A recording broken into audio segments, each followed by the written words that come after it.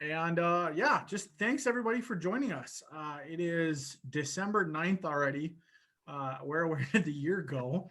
But we really appreciate you guys joining in live or watching later on the YouTube channel.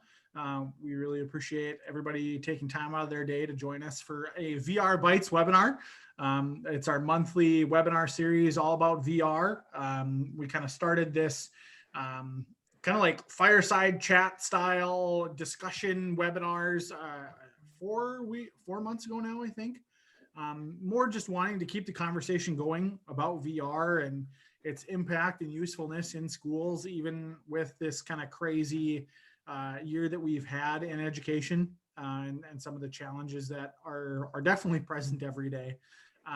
But we felt that it was important to make sure that, the educators that we work with and our partners know that VR is still an awesome resource. So we've done a number of different webinars from, how do you, keep your technology clean so it's safe to use in the classroom? How do you use existing hardware if you don't have funds to get new stuff? Everything kind of under the sun when it comes to VR. And I'm really, really excited about today because we have Shannon here to help talk to us about content consumption and then content creation, which is definitely a really exciting thing for a lot of people who have VR now, where, if you're a user that's comfortable with the technology and you've been doing things for a while, you might be thinking to yourself, well, like, what's the next step for us? And oftentimes that can be, content creation. So Shannon's going to be here to tell her story and kind of give us a little bit of an overview on what she's doing. And, as always, with all of our webinars, we want this to be a back and forth. We want it to be a discussion. So if you have questions or comments that you want to bring up throughout the webinar, please feel free to type them down in the Q&A or the chat. I'll be keeping an eye on both, and we would love to answer your questions and have a dialogue between, Shannon and I, who are, presenting, but also everybody here, taking time to spend the afternoon with us. So thanks again. We want to, make sure that your time is valuable. So Shannon, how about you give us an introduction and we can kind of kick this thing off. Sure, absolutely. Thanks, Josh. It's a fantastic pleasure to be here, and I'm always happy to talk about VR, so especially VR in education. So if I get long-winded, I apologize, but I'm pretty passionate about it. I was a special education teacher for 11 years at the same elementary school here in Louisville, Kentucky. I'm not from Kentucky. I'm from Syracuse, New York. Unfortunately, I don't claim Kentucky, but it's okay. And so I started using technology with special ed because it was a great way to get students access to things that they couldn't otherwise have. And that led me into VR. And I started back when Oculus had their DK2 kit. So I've been using it for about 6-7 years. And then long story short, we're the elementary school that I was at is a professional development school with the University of Louisville. And that just means that the students, the college students who are learning to become teachers, took classes out in the schools. They did their placements out there and stuff like that so that they would know what the actual school environment was like instead of just being isolated on campus. And so with that, the schools that are partnership schools get a $25,000 grant every year. So we were very fortunate. And the last 2 years I was there, I said to my principal, I said, we have the ability to get some pretty phenomenal technology. And he was like, I don't get it, but I trust you. So luckily he did. And 2 years ago, we opened up the first VR lab. We call it a virtual reality lab in an elementary in the Commonwealth of Kentucky. And it was so successful that first year that we've spread out to other schools. And just for continuity's sake, the school district is Jefferson County Public Schools. I'll also refer to it as JCPS. It's like the 15th or 18th largest school district in the country. So it's a very large school district. And we were just in the middle of debuting a like $350,000 VR whole huge plan, and COVID kind of hit, but we've still been able to work and accomplish a lot of things even though COVID has happened. So if people have like questions and things like that, I can also talk about, how we're utilizing VR before and some of the things that we've done. And I'll kind of just start out with how we've made the shift and what we've been doing during COVID and how we've been able to stay active with VR. So I'm going to go ahead, and when I first started the lab, it was I had first started trying to get it was one headset, one computer, because we didn't have really a standalone yet. We had Google Expeditions and stuff, which the mobile VR was awesome. It served its purpose. I have no complaints about that, but I kind of say that it's like the flip phone, and we're now onto smartphones. And so then the standalone and the wired headset, and the standalone really changed the game for VR. And so we started out with the Oculus Go, and we had 50 of those, and it was fantastic. And then we ended up making the shift for multiple different reasons, but the biggest one being the Facebook obstacle, and that HTC Vive is more focused on industry and education. So the second year we made the shift to the Vive Focus Plus standalone, but we also have 2 Vive Pros and a Vive Pro I.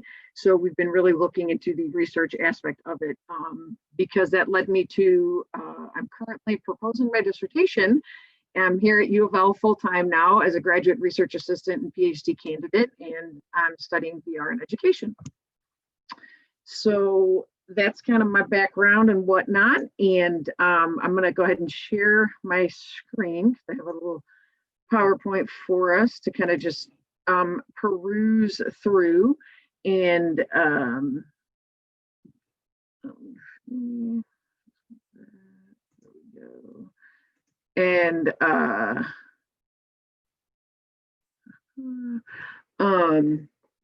so you can see there's some of our kids, and that was when we had gotten our Vive Focus Plus, and they actually, you can see the Oculus Go's are on the shelves in the corner, and so that's how we have our headsets in the lab set up, because those are all the charging stations as well, and we did the same thing with the Focus Plus. But the students actually helped with every step of the process. These are 3rd grade students, and from everything from carrying them from my car to unboxing them, to putting batteries in, to taking off the plastic and getting them set up and getting the lab set up. And that created a sense of ownership, and really got them invested in what they were doing, and wanting to, like I said, take ownership of that and be responsible, and really feel like it was their equipment and their tools, because it is.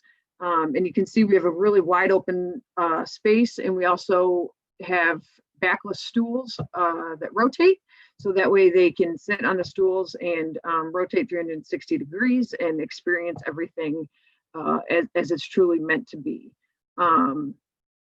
So just quick, if anybody's not sure, just, what is virtual reality? There's a ton of different definitions.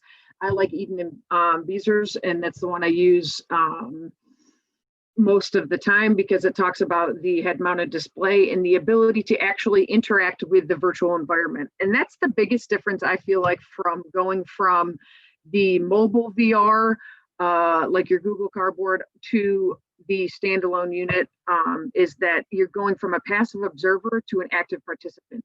And just seeing both, that's where I see the true engagement happening, with not just children, but with everybody. It really it changes how you experience that sense of presence and immersion that you do have.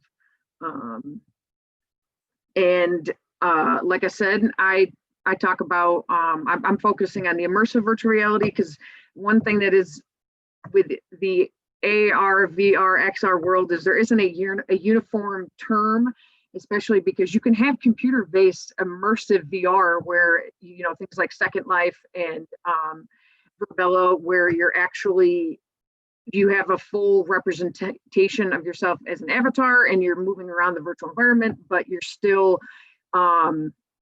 seeing it on the 2D screen. And so I'm talking about the immersive virtual reality that involves blocking out the entire real world, because then you get into mixed reality like your HoloLens or like a cave system and things like that. So I'm focusing on the immersive virtual reality that I kind of just defined. And if you haven't seen it, this is the Vive Focus Plus. It's a fantastic headset. I love it. It's 6 degrees of freedom. Not every, I mean, in the industry, I feel like that's a lot more important than it is for teachers. I see a lot of benefit for 3 degrees of freedom. So I know a lot of people are like, oh, 3 degrees of freedom is dead, but I don't think it is at all in education. But that could be another discussion for another time. But what I love about the Focus Plus is you can see that it has the dual facing camera. So it does allow for pass through. So if you double tap the power button on the Focus Plus, you can see, you know, the real world. So you don't actually have to take your headset off, which is kind of fun because it's like eyes in the back of the head with the kids when they don't know that that's a feature. Because I'll be like, I can see you. And they're completely wowed by it, which is really fun. But it also has that inside out tracking, which is nice. And it allows for some AR apps and everything else as well. So that's the Focus Plus, which we like. And why VR? Well, there's so many different reasons, but it increases engagement. It gives access to my students, not my students, but to students with special needs. I've used it a lot with my students with autism spectrum disorder, and I have some other examples of that I can definitely talk about as well. It also allows us to take students places that they never would have thought before, and I don't just mean field trips. I mean, you know, to the moon. I mean, inside of the DNA, you know, of a human, inside molecules, photosynthesis, like actually seeing it at the molecular level. Those are things that were never, you know, before possible. And if I had had that in high school, I might not have dropped out of my physics class because I did not make physics. But it also helps with retention. And, you know, 10% of what we read, 30% of what we see, and 80% of what we experience is what we retain. And in education, we're always trying to get that retention because our students have to have a meaningful engagement with the content, otherwise they're not going to remember it. And VR does that and creates those opportunities for our kids. So some of the ways that we've actually shifted since COVID started, because it definitely threw everybody for a loop, me especially. My original dissertation was going to focus on VR with learning in students in grades 3 through 5. And since the school district has been shut down and gone to remote learning, and they said absolutely no research for this school year, I've had to make this shift from having my participants be elementary students to college students. And I'll kind of talk about how we've been able to successfully do that and what we've also been doing to stay prepared for JCPS and when students do come back. So one of the major components of the JCPS project that I previously mentioned was the flame trainer, and this is super exciting. It is a firefighting simulation designed and created by a professional firefighter out of Australia. And according to him, it's not a let's play firefighter. It is a true firefighting experience for professional firefighting, and it absolutely is. So what we've been doing whilst we're waiting is that right there is Mark, and he is the professor at the Fire Science Academy. We have 2 Fire Science Academies in JCPS, and obviously anyone under the age of 18 is not allowed to participate in any live fire activities, and live fire activities are expensive. There's carcinogens, so you know the government limits how much you're allowed to do them. It takes a lot of coordination of different people, so it's just not realistic. So the flame trainer allows us to actually put students inside the fire safely and cost effectively. And some of the things that we've been learning that I didn't know, obviously not being a trained firefighter, were some of the different aspects of things. And so we've actually been working with local firefighters. They're coming through and they're trying out the system, and we're learning the scenarios and planning how to best integrate it into the actual instruction with the students. And they're giving us their opinions and everything like that. Like, I had no idea about some of the training aspects. And so like if you see, in the reason I like this picture is because it shows the flame trainer is more than just like a headset. So it works currently with the Vive Pro, and Vario is trying to get it on their system as well. But it comes with that hose attachment that you see there. And so that hose is actually connected to a hose reel, which is the red that you see in the bottom corner. And that hose, when you like are experiencing the fire, you have to pull it out just like you would, coming off of your truck. And then you can see he has his hand on the nozzle, and so that opens it and closes it, and you can actually turn it and adjust the width of the spray and everything. And there's a puck on the end that when you open it up, it gives haptic feedback so that you feel like kind of the force of what it's like with the water pressure. And then the gray hanging you can see is an oxygen mask. So it actually will track your oxygen consumption throughout the fire. And this is where I was talking about those skills that I didn't know, that they do actual breathing training. And so they have to go through and train themselves how to breathe calmly through these scenarios and through these different experiences that they have. And we looked it up, and we actually calculated it by doing real life training, oxygen training. Just the flame trainer alone will save almost $2 million in oxygen tanks per year, because oxygen tanks are so expensive. And so we can actually use the flame trainer to practice this breathing and training and everything else. And that was something we didn't even know when we originally invested in it. And then also it comes with a heat vest that he's wearing underneath his gear, so that as he's going through the scenario, it will actually heat up wherever the fire is, so you can actually feel the fire. And I have videos, and I'm hoping the audio will play. Josh, give me a thumbs up if you can hear the audio. Wait, hold on. That doesn't really have audio on that one. Let me see this one. Yeah, I don't think the audio's coming through. Okay. I'm pretty sure. Let me just check my settings.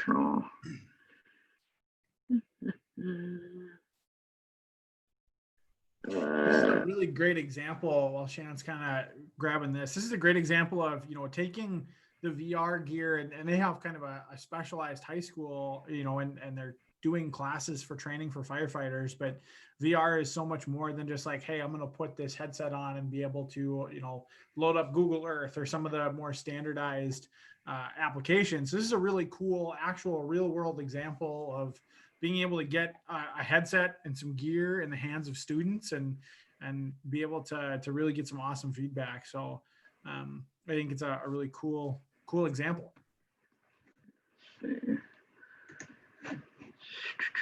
So let's see if I get that. See if it works this time. If not, I'll just tell you what he's saying.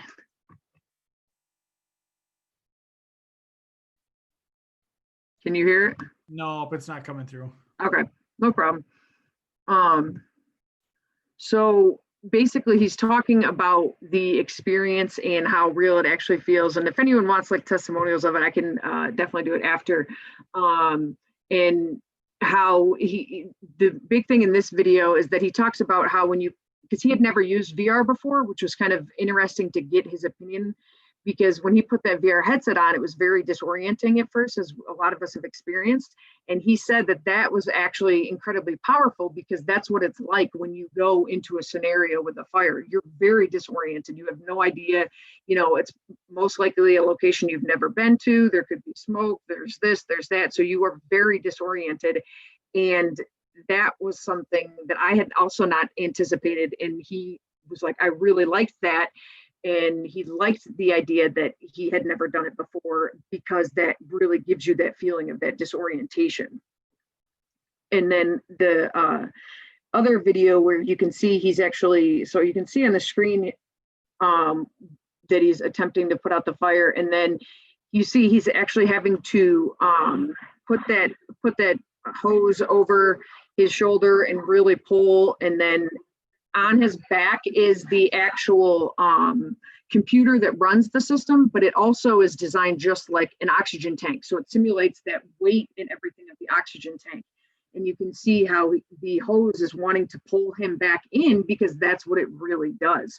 And that's the force that you're having to go against. And so all those real life skills are actually taking place. And when he says this is not let's play firefighter, I mean, they mean it. This is for serious training and for serious impact. So like I said, we've had different firefighters from across the city come in, chiefs, things like that. And they've been training some of the different scenarios. There's multiple different scenarios. There's a plane, so there's an airport, there's car accidents, it's not just your standard house fire and other things like that. And so also we've made the shift, like I had previously mentioned, to working with university level students. And I've been working with the pre-service teachers, being that I'm in the College of Ed. And we actually, in April, we had the opportunity when everything first happened. My boss here at U of L, I told him, I was like, hey, you want to try VR? And he's not super techie, and he was like, oh, fine. And so he did it. And what he did was he held his last class of the semester in VR. And it was a writing methods class. So we delivered the headsets to the university students. And for this experience, we utilized the Vive Sync platform. It is a collaboration platform, and they custom made a room for us and everything. You can see the University of Louisville room and location for us. In the first half of the class, Dr. Finch was the professor. He taught the class just like he would any other class, but with all these other added features and bonuses and things like that in the virtual space. And then the second half of the class, one of his students, Morgan, she actually taught her writing lesson that she would have taught to the third grade students of the class she was placed in, and didn't get the opportunity to because of the COVID closure. So she got valuable teaching experience that she would have otherwise missed out on because of VR. And so the other students in the class were able to give her feedback and things like that. And Dr. Finch was able to watch her teach and give her that feedback as the professor, something that he would not have gotten to do had this just happened in the real world. And her lesson was on the 5 senses and story details. So you can see on that picture in the upper left, the story that she used for the lesson was involving 2 lion cubs. And so when it came time for them to actually enter the story, they actually entered the room. And so here we have these 3D models of these lion cubs that roar and run, and it made an impact with the college students. And I've heard people say, oh, well, you can show a YouTube video of lions, and it does not have the same effect as having it right there in front of you. And again, these are college juniors and seniors who are basically unimpressed by anything that's not on Snapchat or TikTok, and they were impressed, and some of them jumped. And I mean, it was a phenomenal opportunity for them to be able to utilize those 3D tools. So when we say that there's all these things that you can do with VR, it's not just that you can take them someplace or you can be safely in the same room together. It's also all those other features that it brings in, like the 3D models, like animations, like, different effects of, moving in working through the lesson that we might not be able to do in the classroom. And one of the things that really hit Dr. Finch that made it impactful for him, and he always tells this story, is that there was a student, he wanted the students to share. So they actually teleported to the front by the screen, and they shared part of their writing that they had done. Again, utilizing one of the tools, which was the text to speech to text. So they could sit all in the same virtual room and privately hold down a button on their controller and talk, and it would record it and put it to text, which was huge because then you didn't have to type, you didn't have to do all these other things. So when you think about students who have great thoughts, but they're not good at writing, they're not good at typing, and they have a hard time getting what's in their brain down on the paper, that's another fantastic accommodation that VR gives us. And so one student was very reluctant to share. She didn't want to, very shy. So he finally convinced her to. And when she went to, she had just started sharing, and another student had entered the space at that time. And she had made a comment like, yo, this girl is whack or something. And she was talking about somebody in her kitchen, but the student thought that she was talking about her. So she instantly shut down and stopped sharing. And so Dr. Finch was actually able, like, his avatar and her avatar went over to the corner, and he was actually able to like lean down and speak with her one-on-one privately and reassure her and comfort her that it was okay. And that's something that you can't do in a Zoom, you can't do on those video conferencing. And he was like, I couldn't believe the power that held, that I was able to do that. So those are those little things that we never even anticipate that VR can give us. Shannon, real quickly, do you want to talk about kind of the nuts and bolts of how that virtual class session works? You know, how do we actually see, you know, was it, you know, a online portal that they uploaded lessons to? How are they interacting with each other? Can you just kind of talk about logistics for a little bit here? Sure. So again, it depends on which software you're using. We've also utilized Engage, which is a fantastic software that we love to use for collaboration as well. But with the Vive Sync platform, and they're all kind of the same idea. So every student had their headset, and then all they had to do was they created an HTC account, an HTC Vive account.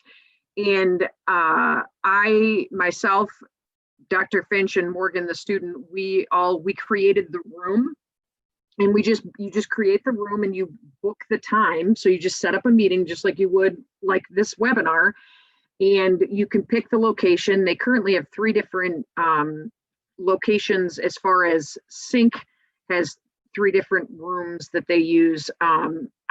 Sync is a little bit more geared towards, I'd say, the professional, maybe business type, whereas Engage, you can choose a whole range of different locations. You can choose a classroom, you can choose a garage, you know, you can choose Pompeii before the volcano exploded, so or erupted, excuse me. So with Sync, you pick your location, you set your meeting, and then you just send out the invites. So the students simply logged on with their headsets, and we met in there, and they could create their avatar ahead of time. They could customize it how they wanted. And then as far as the materials, it was just when you set up the meeting, you have access to basically you put everything you want in like your OneDrive, and then you share your folder. So where you see there, Dr. Finch in the upper right, he has his screen, and that's his PowerPoints. Slide deck, whatever you care to call it.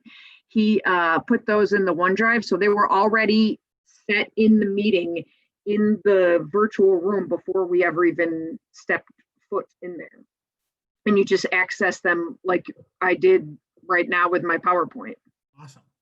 Great. Yeah, I think it's cool to see, you know, photos of this, but I think you know, just learning a little bit more about how that process went, I think is super impactful. And it sounds like it's something that is pretty easy to where a lot of different, you know, classes or teachers could utilize this technology and make something work pretty easily.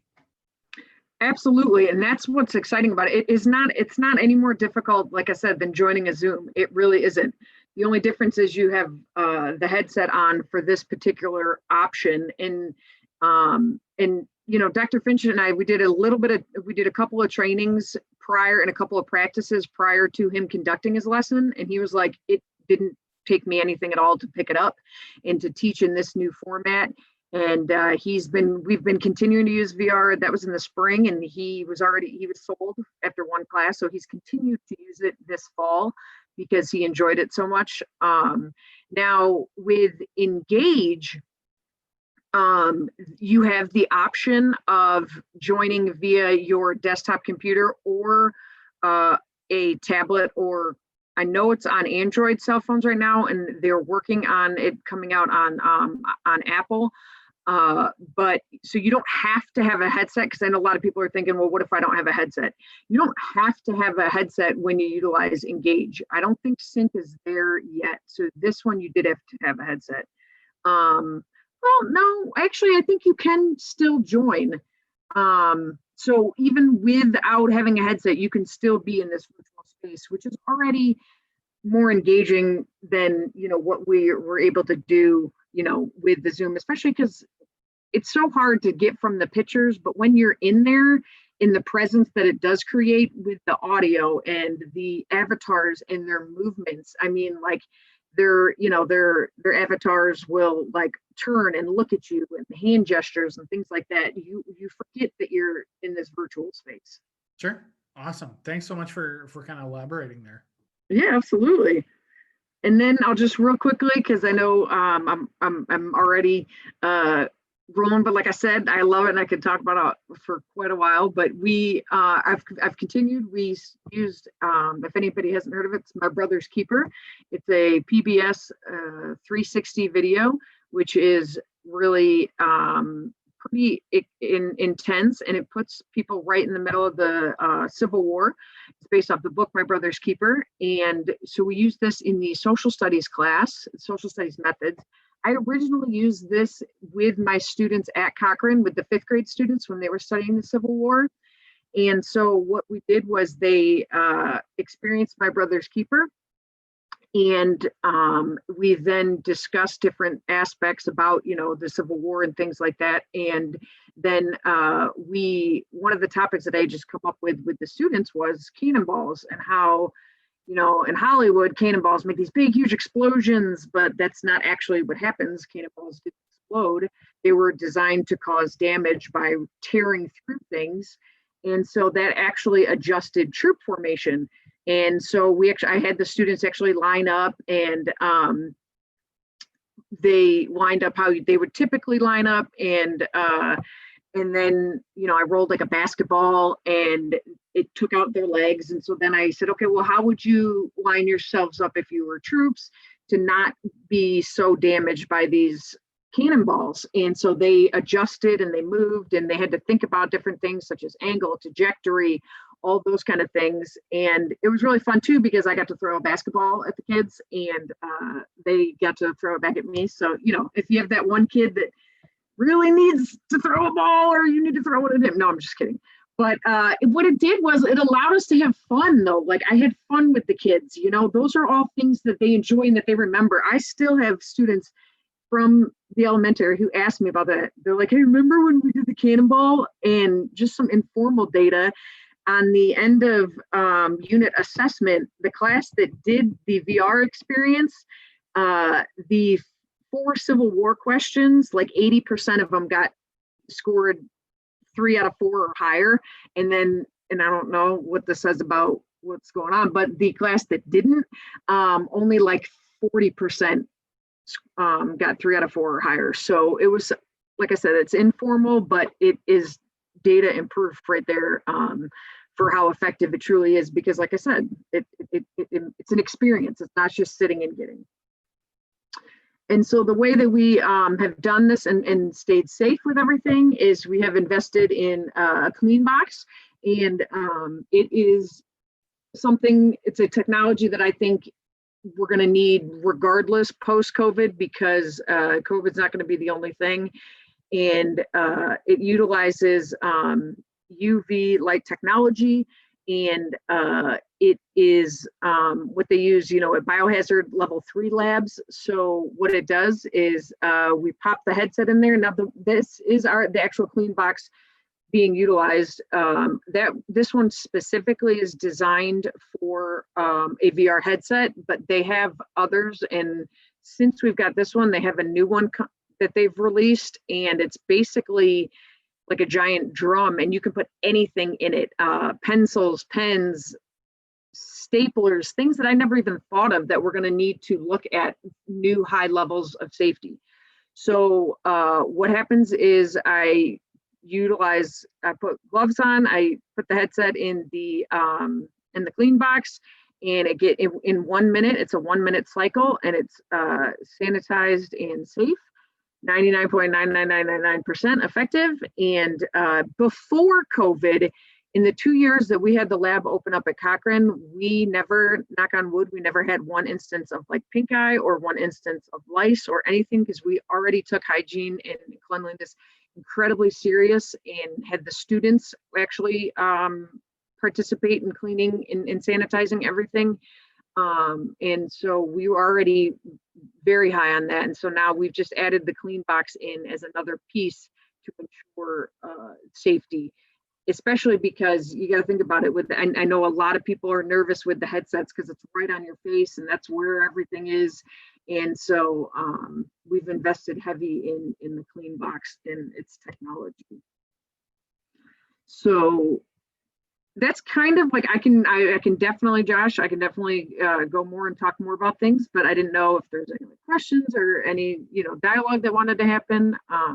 Yeah, we did have one question come in from Perry. Can the VR classes like this be recorded so that you can view them later? Yes, that is a fantastic question, and that is a great feature of both of them. So with Sync, you can record it and you can watch it on the computer. And then also with Engage, what's really neat is you have the ability to create entire lessons with models and interactions and animations and things like that. And you record them and then you can run them back, so you can save the whole thing as a lesson. So it's not just like you could then sit and watch it, but like you can be back in the virtual environment and everything that's happening would happen again. So yes, that is a fantastic feature. So when you think about, like, especially for education, you could front load that. And so then like you would put your things on the Google, in Google Classroom, you could do that with VR and have that ready for those students and just have a different experience for them. And one of the big things is VR. A lot of people are like, oh, it's going to replace. Well, it's not replacing anything. It is a tool that goes in your toolkit. I don't expect, nor would I assume to ever have it. I'm not saying kids need to be in a VR headset 8 hours a day, every day. That's not at all. But different lessons and different things, absolutely. It can just be another tool that you use to enhance instruction. Awesome. I know you're pretty passionate about using apps in creative ways. Do you want to kind of expand on, taking something that might look pretty simple, but using it kind of, how you did with the Civil War lesson, being able to kind of take these basic softwares and kind of use them in other ways? Yeah. So one of my favorite things like that I tell people, especially like teachers, is that, and I will share this one more time. So there is an app, and it's called Bait, and it is a fishing game. And it was, I had a teacher, a second grade teacher. She said, "Hey, we're working on money. Is there anything that you have?" And I was like, "Yeah, let me see." And there's no educational VR app that's let's teach money. It is not out there. So a lot of people will be like, "Oh, well, there's nothing for it." No. And we always need to continue to make educational apps, whether it's on a tablet, whether it's on a computer, whether it's VR. Yes, absolutely. However, we already have what we need. We just need to change our way of thinking and how we utilize it. So I was like, what can I use to teach money? And I was like, oh, Bait. So the game is a fishing game, and the school that I taught at was 98% free and reduced lunch. And so we were a Title I school, students who had never, definitely a ton of them had never gone fishing already to begin with. So that right there is already engaging.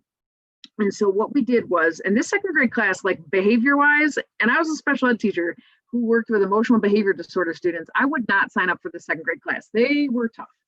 And they came in, and for the first 20 to 30 minutes, they just got to play the game. So they got to fish. So they actually would cast their rod out. Like they would actually cast out the lure, and they had to use the controller to actually reel the fish in. And if they, just held down the button, it would snap the line. And so there was, you're talking about the force and the give and the pull and those type of concepts already. And so they would catch different fish, like you see this here, this tangerine tang. And so each fish that they caught, it gave them a star, it told them the weight, and then it gave them a coin amount. And so I just whipped off an Excel sheet. And so every time they caught a fish, they had to write down the name, the weight, how many stars they earned, and how many coins it got them. And so then after about 20 to 30 minutes, we took the headsets off, took a little break from the headset, and they had to add up how, the fish and add up the weight. So you're talking about your math concepts there already. And then they actually, it got us into estimation, because I was like, hey, this fish was 20 pounds and it got you, 200 coins. How big do you think it would need to be to get you 500 coins and 3 stars? And so we were talking about estimation. And then it led to this topic that and I don't care how good of a teacher you are, I guarantee you they wouldn't have predicted it, because I didn't. I think I'm pretty good. But I was talking and I said, well, what happens if you couldn't find the rare fish, because it gets you more money? One girl was like, well, I went in the deeper water. I said, well, why did you go in the deeper water? And she's like, well, because that's where the bigger fish are. I said, well, why are the bigger fish in the deeper water? And another student said, because it's colder. I said, well, why is it colder? And another student said, because the sun doesn't reach it. So we brought in all these concepts that I would have never predicted off of a free fishing game. And so then the students, after they totaled up how much, their coins and everything, they got to go back into the game and spend their money. And this was something that was meaningful to them. This was paper pennies and things like that. This was something that they actually cared about, that they were invested in. And we talked about real life money consequence. Like, do you keep fishing and save up for the more expensive rod, or do you buy the bait and you try to use that? And real life consequences for something that mattered. And so then when we got done, the teacher, she said to me, she was like, you didn't have any behavior problems. I said, yeah, I know. She goes, no, I mean, you didn't have any. And I said, I know, because the kids were engaged and they were having fun and they liked what they were doing and they were invested in it and they were learning all at the same time. And so, I mean, there were students in that class that aren't allowed to stand next to each other in line, and they were like telling each other, oh, look, the fish I caught. They weren't, it didn't make them best friends, but for that 55 minutes, they weren't fist fighting, which was incredibly exciting and a huge victory in and of itself. So that was a fishing game, and yet we used it for all these other things. So that's how, when I say we need to change our way of thinking, there doesn't have to be an app for what you need or for what you're trying to do. There doesn't have to be an app for it. You can take what we already have and use it to fit what you're trying to do. And so that's where that mental shift needs to happen as teachers. Awesome. Yeah. And I think that's a pretty powerful message, just to, if you have VR in your school already, it's a great reason to, especially right now, coming into Christmas break. Some schools are virtual, some are, in that hybrid model.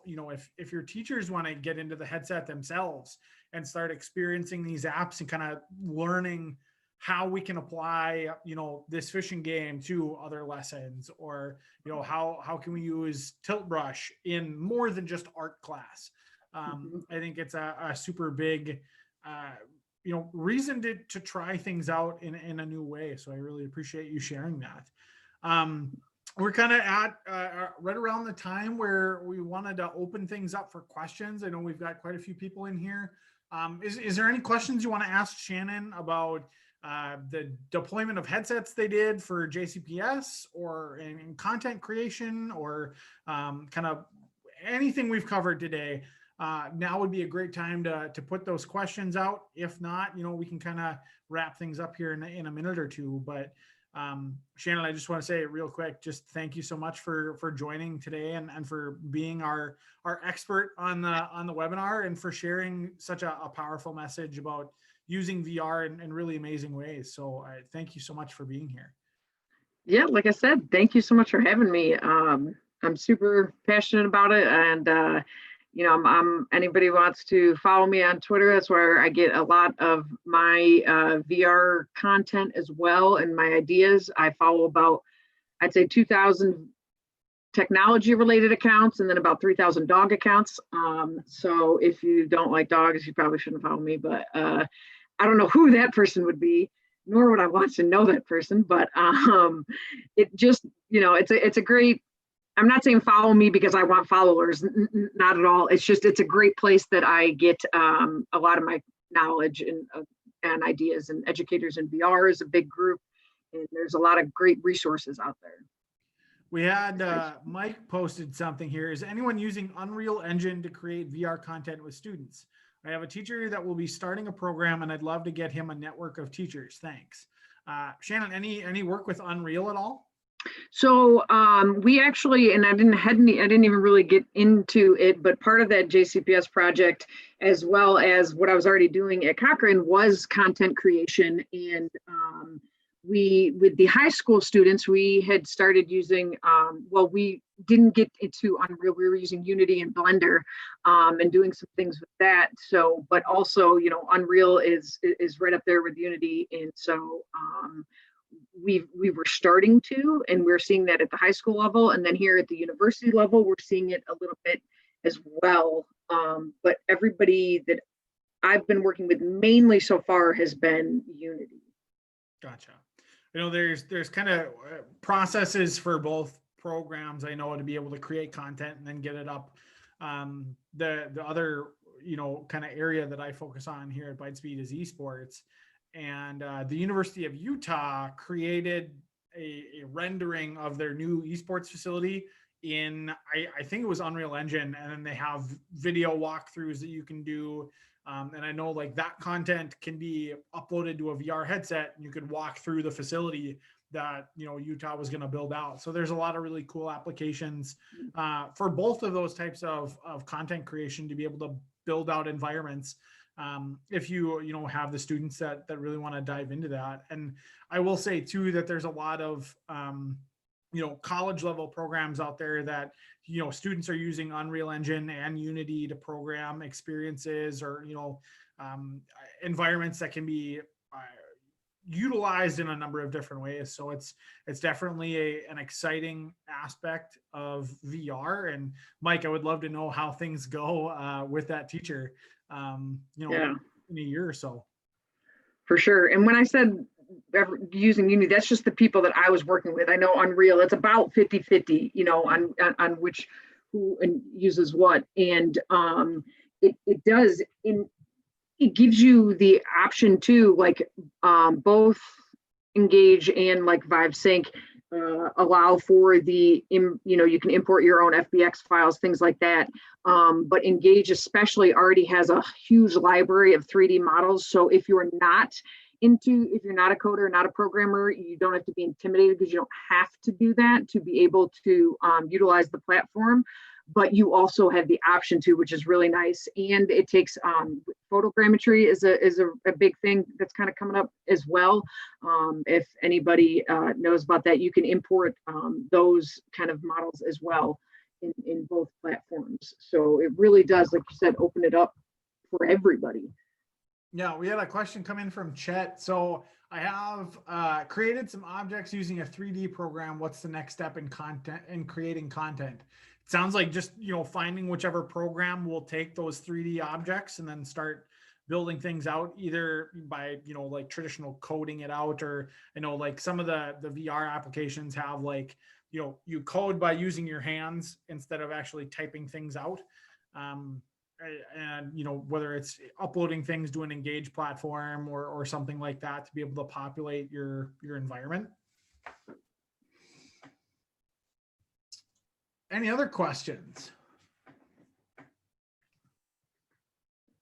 No, we tried to cover a pretty in-depth topic in 50 minutes, and I'm sure we could sit here for hours and keep discussing things. So what I want to do too is, if people have questions that we don't get to today, or you think of something later on, please feel free to reach out. I'll put my email down in the chat. Please, feel free to send me a message and say, hey, I'd love to get connected with, some of our VR resources, or, if we can get you connected with Shannon, if you want to talk more with her about some things, I'm sure she'd be willing to, sorry, not to volunteer you for that, but I know that's something we've done before, and that you're a great resource to send people to. So yeah, I would say just reach out to anybody here, Shannon or myself, and we'll get you connected with the right resources. So with that, I want to say thanks again to everybody for joining us this afternoon. Thanks again to Shannon for being such a wealth of knowledge and just an awesome person to hang out with and learn from. And everybody have a great rest of your month. We'll meet again in January. So Merry Christmas, Happy New Year, and we'll see you next time. Thanks.